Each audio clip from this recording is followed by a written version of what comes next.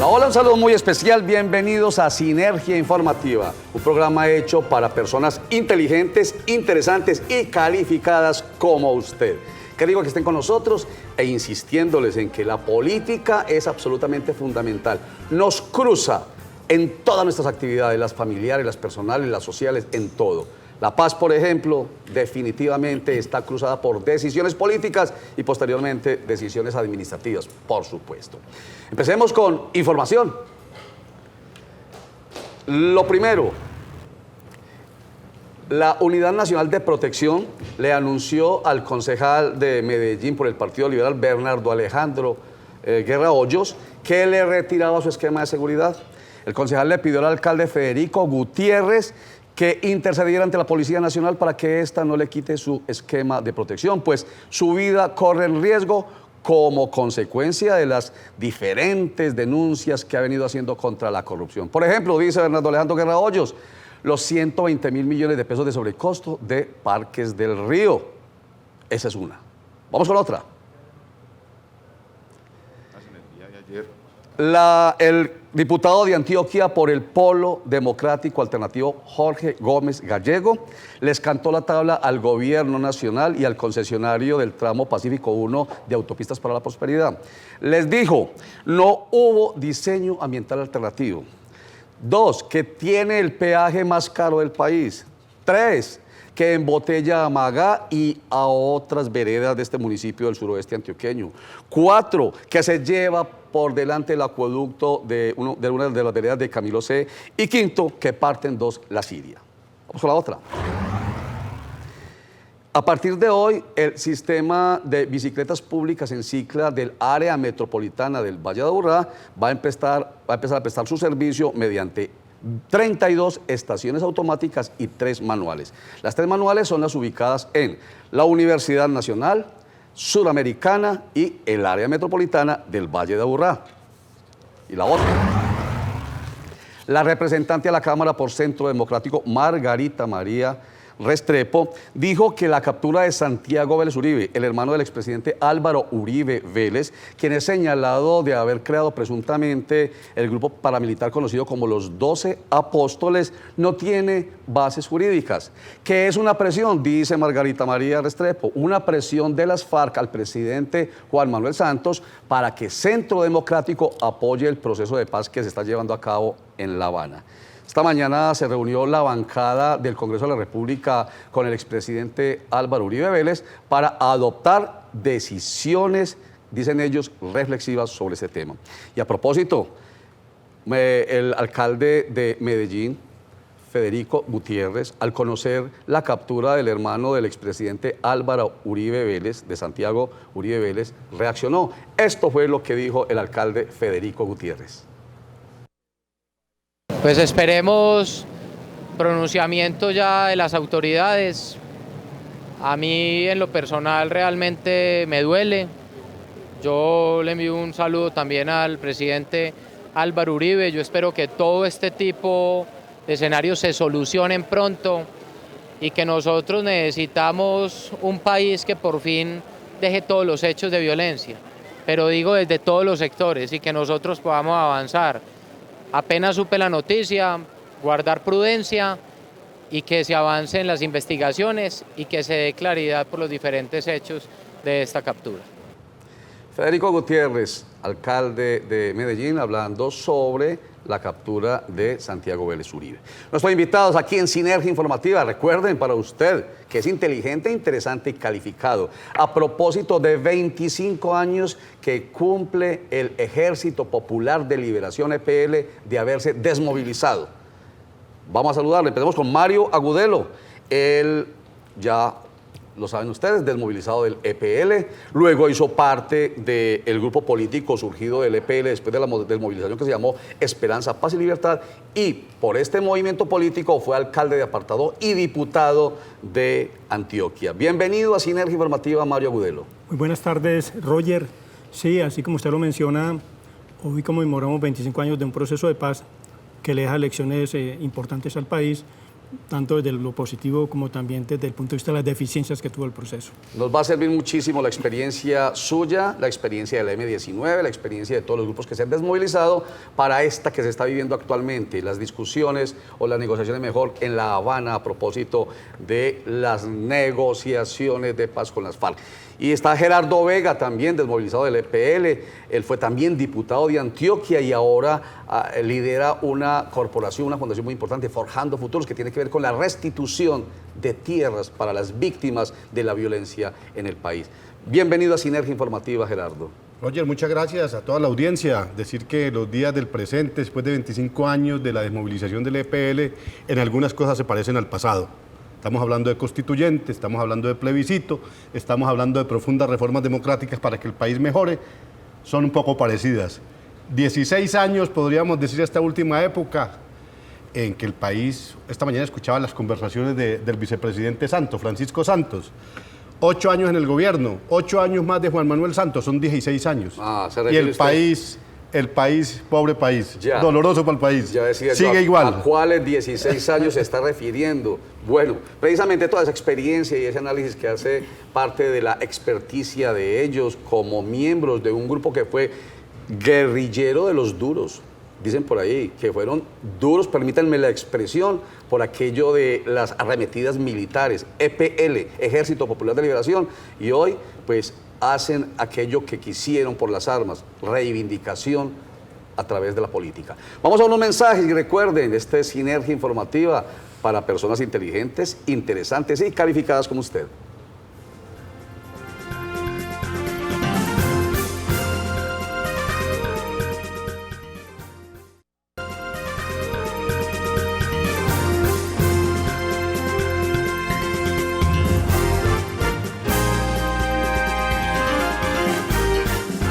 Retornamos a Sinergia Informativa para personas inteligentes, interesantes y calificadas como usted. EPL, Ejército Popular de Liberación. ¿Cuánto tiempo estuvo en guerra, Mario? El EPL estuvo desde el año finales del año 1967 hasta el 1 de marzo de 1991. El EPL surgió inicialmente como una guerrilla muy dogmática, muy apegada al modelo de la Revolución China.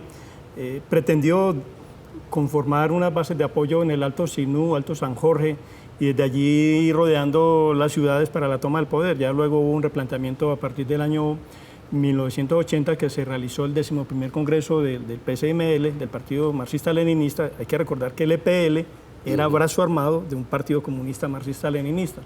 Ahí se hizo un replanteamiento de fondo y ahí fue donde se empezó a mirar más las grandes urbes, los centros poblados y a redefinir la estrategia tanto política como militar, que en el caso nuestro permitió que el EPL tuviera presencia y asiento en distintas regiones del país y en zonas rurales tan importantes como la región de Urabá. Ajá. A partir de ese replanteamiento, acercándose más a no solamente a un trabajo militar, sino también a un trabajo de carácter político y social, porque la idea nuestra era la de organizar al pueblo, movilizarlo, insurreccionarlo, y simplemente el EPL era un destacamento armado en todo ese proceso. La idea no era que el EPL hiciera la revolución, la idea era que la hiciera el pueblo. Era empoderar al pueblo, siempre pensando, es lo que hemos conocido de la historia, en la justicia social. Pues por las armas no ha podido. ¿Por qué tomó la decisión el EPL, Gerardo Vega, de dejar las armas, sabiendo que era un grupo que estaba bien posicionado militarmente hablando y que estaba, digamos, cumpliendo con sus propósitos, primero desde el punto de vista militar y segundo, insurreccionando, como dice Mario Agudelo, al pueblo? Bueno, en primer lugar, eran discusiones entre los principales líderes del EPL y del Partido Comunista. ¿Qué se imponía, la lucha política o la lucha militar? Yo creo que en la izquierda ha habido siempre esa dicotomía en la historia de las guerrillas colombianas y de las organizaciones de izquierda, no solamente en Colombia, en el mundo, donde hay organizaciones comunistas que pretenden transformar el mundo, habrá un ala que se inclina por la lucha militar. Ha pasado eso históricamente.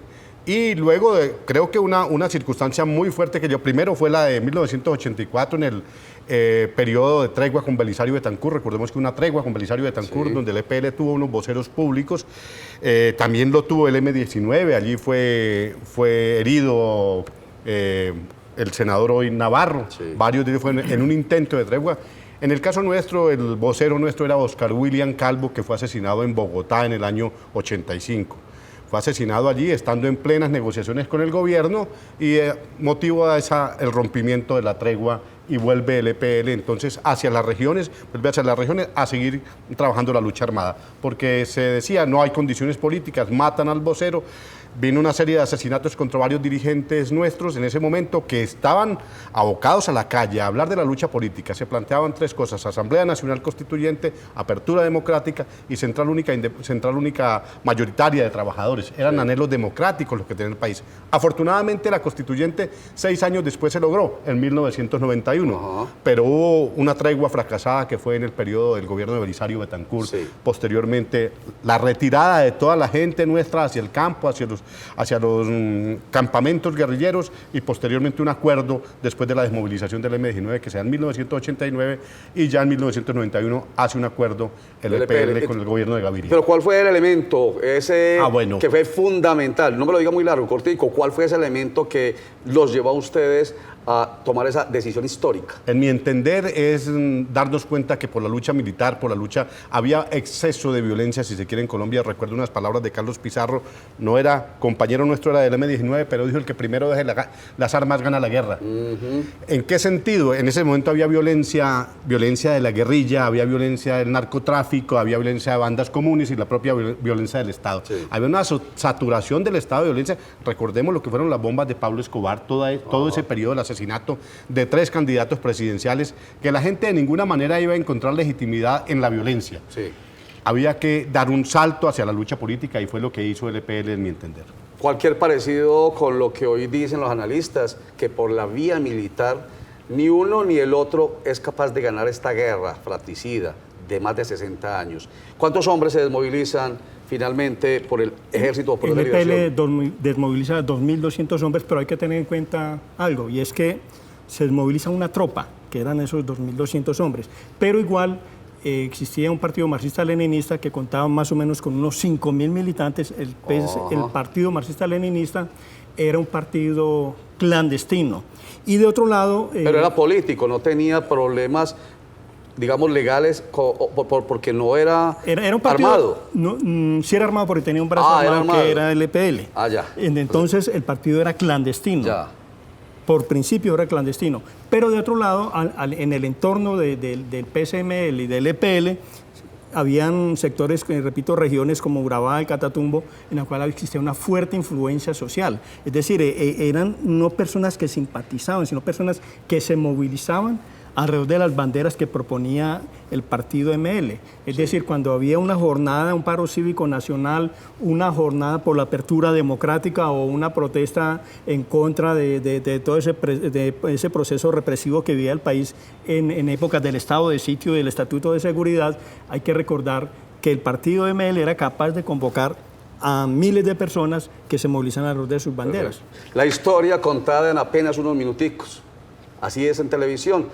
Digamos que hasta aquí llegamos en esta primera parte de la conversación con Mario Agudelo y con Gerardo Vega, desmovilizados del Ejército Popular de Liberación hace 25 años. Vamos a, digamos, proyectar ese trabajo que ustedes hicieron a lo que hoy está pasando con las FARC, las negociaciones en La Habana.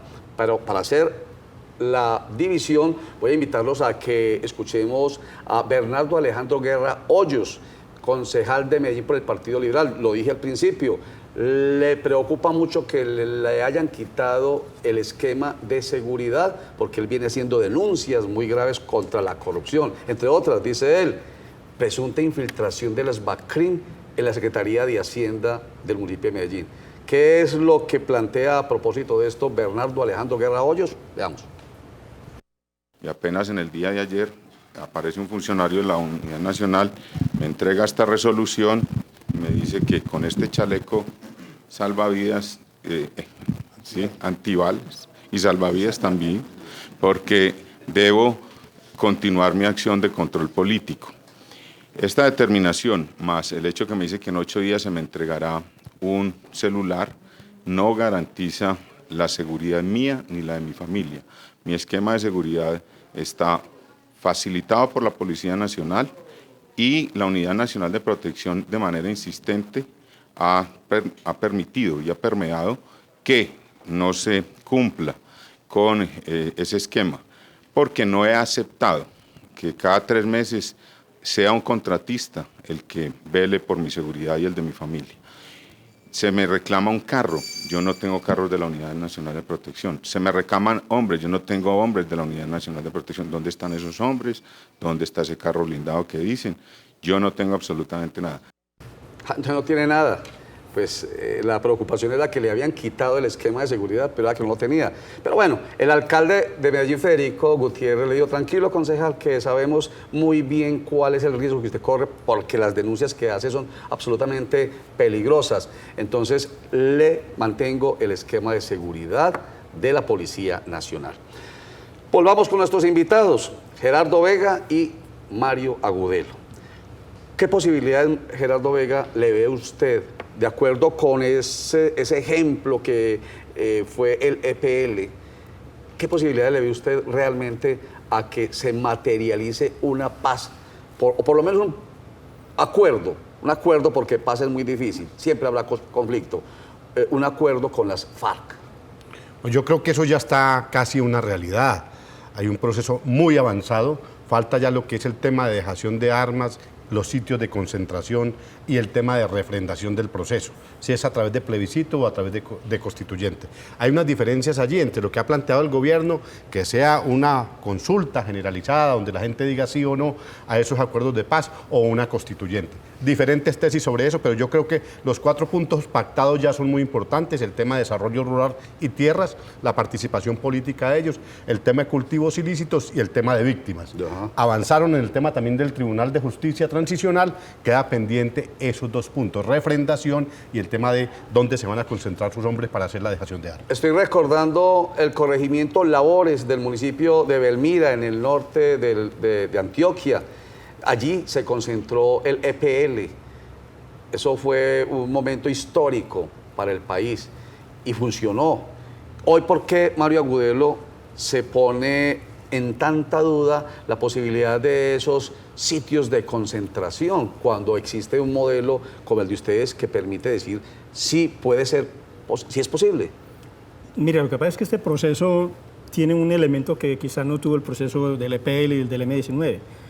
Y es que aquí no hay consensos alrededor de cómo se está llevando el proceso. Y la bandera de la paz y el mismo proceso de paz se ha convertido en un escenario para la definición de estrategias de los partidos políticos. Encontramos a un gobierno que se religió con la bandera de la paz y encontramos a un centro democrático que se fortaleció también de una u otra manera cuestionando el proceso.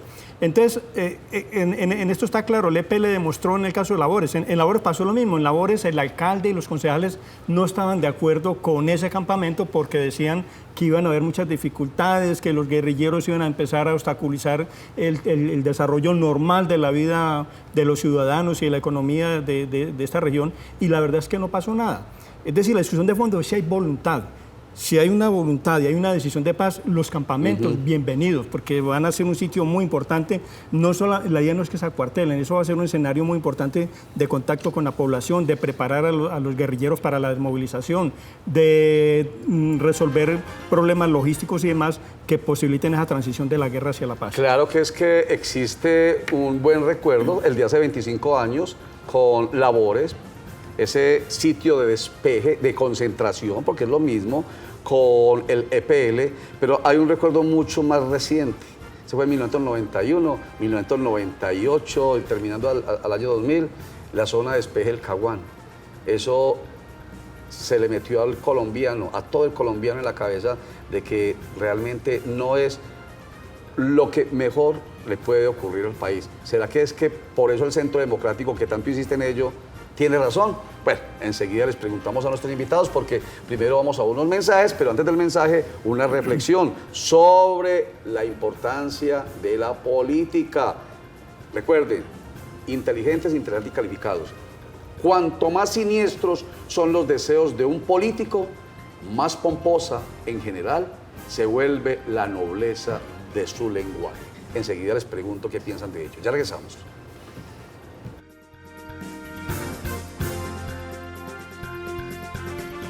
Conoce el proyecto Molinos del Sol en Bello, para ti que buscas un espacio para tu familia, un lugar sano para vivir, con piscinas, con juego, con muro de escalar, 452-05-80. ¿Y usted cómo durmió anoche? Comodísimo. Colchones comodísimos para dormir profundamente. ¿Y usted cómo durmió anoche?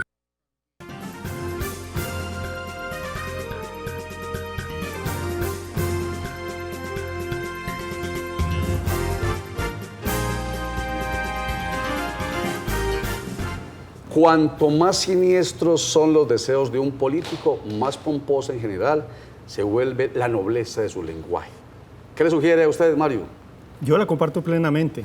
La verdad es que para un sector grande de este país, el ejercicio político es el arte de engañar, es el arte de embaucar, y no es solamente frases pomposas, es el abrazo, la sonrisa fingida, es el darle la mano a los ciudadanos, así después tengan que ir a lavarse con alcohol y antisépticos, pero hace parte de la dinámica de la política tradicional de este país. ¿Y qué le sugiere a usted, Gerardo Vega? Que se vuelve más ligero el Twitter. Oiga, yo le digo, es mentira lo que dice Mario, es vanidad. Yo creo que la política tiene que tener la posibilidad de transmitirse de manera directa con la gente sincera, sin vanidades sobre todo, con sinceridad para que este país pueda cambiar, si no va a ser imposible. Claro. Y la obligación de cambiarlo es la de los políticos. Pero hay que tocar a la gente, pues, ya es opinión. Hay que tocar a la gente, pero con sinceridad. Vamos a saludar al nuevo personero de Medellín. Se posesiona hoy precisamente después de que fue escogido mejor por meritocracia, el nuevo personero de Medellín, Guillermo Durán Uribe. Lo importante es que no solamente que exista también una investigación integral, que se vincule también la Fiscalía General, que se vincule también la rama judicial y que no existe impunidad. Porque si existe impunidad, lógicamente los homicidios van a continuar. Es caldo de cultivo, la impunidad es caldo de cultivo precisamente para que continúe la macrocriminalidad y lógicamente se necesita institucionalidad. A modo de conclusión, felicitaciones pues al nuevo personero de Medellín. A modo de conclusión, Gerardo Vega, ¿qué tiene que pasar? Realmente sí debe haber esos sitios de concentración para que podamos contemplar otro momento más en la búsqueda de la paz del país, con las FARC esta vez. Tiene que haber unos sitios de desarme, sea regulado por el propio Estado, sea por la comunidad internacional, o sea que vayan a fusionar las armas, sea que las vayan a dejar en el mar, lo que sea. Pero tiene que haber unos sitios de concentración de la gente de las FARC. Pero yo quería además referirme para que le podamos preguntar el 10 de marzo. Sí. Vamos a estar en el Consejo de Medellín y vamos a una transmisión en directo con la Delegación de Paz de las FARC. Sí. Ese día 10 de marzo a las 10 de la mañana. Para que la gente les pueda preguntar sobre 4 puntos, entre otros el tema de la concentración, de manera directa. Preguntarle a los delegados de la Delegación de Paz de las FARC, desde Cuba. Vamos a una transmisión en directo. Perfecto. También va a estar otros invitados nacionales, va a estar el doctor Guillermo Rivera, que es consejero presidencial de Paz, el doctor Eduardo Pizarro, que fue presidente de la comisión, Piedad Córdoba, Gustavo Petro. Vamos a tener una nómina de políticos ahí importantes que van a hablar sobre el tema de paz. Perfecto. Usted recordó y nos lo va a hacer públicamente ahora que hubo un sitio de concentración acá con las milicias populares. Exacto. El proceso de 1994 en Medellín, con las milicias populares independientes del pueblo y para el pueblo, las del Valle de Aburrá y las milicias metropolitanas, se hizo en una zona de concentración acá en el corregimiento de Santa Elena, ahí pegadito a un barrio, al sector de la comuna número 8, sí. A un sector urbano. Y no sucedió absolutamente nada. El proceso se desarrolló, se hizo el acuerdo, la gente se movilizó desde esos campamentos, retornaron a sus barrios y ahí siguió el proceso con las dificultades y con todo, pero la zona de concentración no generó absolutamente ninguna dificultad, como no la generó el EPL, como tampoco la generó la concentración del M19 en Cauca o la concentración de la Corriente de Renovación Socialista antes de movilizarse en Montes de María. Entonces, pese a Centro Democrático, va a haber acuerdo de paz. Va a haber acuerdo de paz. Yo creo que lo fundamental es la disposición de la FARC a dejar las armas para irse a la política. Sí. Yo creo que lo que tiene que cambiar también es la élite colombiana. Yo le voy a leer un nombre aquí, Roger, un minuto. Volando. No, un minuto, no, 30. José Manuel Arias Carrizosa. fue el superintendente notariado y registro, el tema que manejaba las tierras en el país. Hoy es el presidente de Fedegan. José Manuel Arias, Laforí. José Manuel Arias Carrizosa fue ministro de Justicia, luego fue presidente de Augura.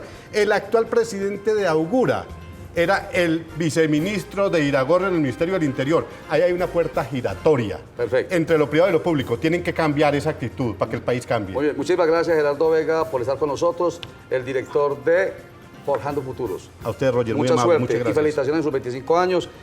Mario, simplemente un comentario chiquitico, ¿va a haber paz, cierto? Pasa ahí, acuerdo hay. Lógicamente que esto no es un camino sencillo, Muy un camino bien. difícil, pero el acuerdo se da El camino al cielo está empedrado, dicen por ahí. y demasiado empedrado. Empedrado. Muchísimas gracias a Mario Gudelo también. Felicitaciones también a usted por 25 años de querer la paz por este país, cambiar las armas por la política como fundamento del crecimiento social, económico de un país. Porque ustedes así lo quieren, inteligentes, interesantes y calificados televidentes de Cosmovisión. Qué rico que estén con nosotros todos los días a la 1 de la tarde. Nos despedimos. Feliz tarde. Pásenla muy bien. ¿Y usted cómo durmió anoche? Comodísimo. Colchones comodísimos para dormir profundamente. ¿Y usted cómo durmió anoche?